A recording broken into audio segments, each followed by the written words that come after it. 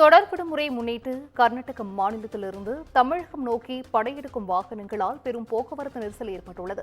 சென்னை பெங்களூரு தேசிய நெடுஞ்சாலையில் கோப்பச்சந்திர பகுதியில் மேம்பால கட்டுமான பணியால் போக்குவரத்து நெரிசல் ஏற்பட்டிருக்கிறது. கூடுதல் விவரங்களை செய்தியாளர் பாஸ்கர் வழங்கிட கேட்கலாம். பாஸ்கர், வணக்கம். இது குறித்தான முழு விவரங்கள். வணக்கம் சிந்துஜா. இன்று சுதந்திர தினத்தை ஒட்டி நாடு முழுவதும் பொது விடுமுறை அறிவித்ததை தொடர்ந்து அதனைத் தொடர்ந்து சனி ஞாயிற்றுக்கிழமைகள் என்பதால் பள்ளி, கல்லூரி, தொழில் நிறுவனங்கள் 3 நாட்கள் தொடர்ந்து விடுமுறை அறிவித்துள்ளன. இந்த சூழ்நிலையில கர்நாடக மாநில பகுதிகளிலிருந்து நேற்று மாலை முதலே வாகனங்கள் ஒசூர் வழியாக தமிழ்நாட்டுக்கு வர தொடங்கியுள்ளனர். இந்த சூழ்நிலையில இன்று காலை முதல் அதிக அளவில் வாகனங்கள் படையெடுத்தாலும் ஒசூர் அருகே சென்னை பெங்களூரு தேசிய நெடுஞ்சாலை கோபச்சந்திரன் இடத்துல மேம்பால கட்டுமான பணிகள் நடந்து வருகின்றன.